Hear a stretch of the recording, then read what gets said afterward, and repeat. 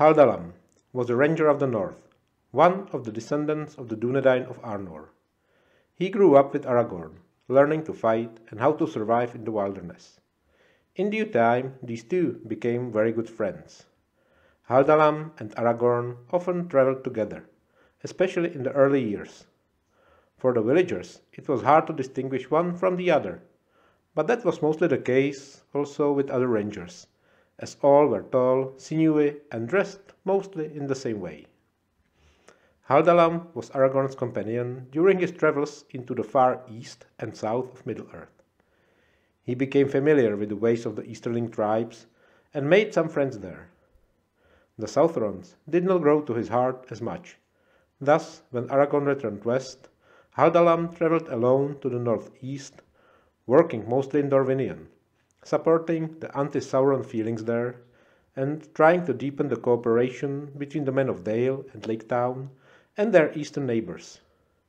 How much success he actually had is unknown, as during the War of the Ring he was one of the rangers Halbarad was able to assemble for his ride south to help Aragorn.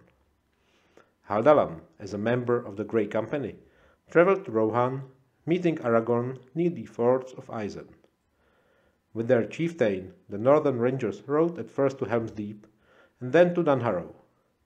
From there, their urgency drove them under the White Mountains, through the Pass of the Dead, to the Vale of Erech, to the famous stone located there.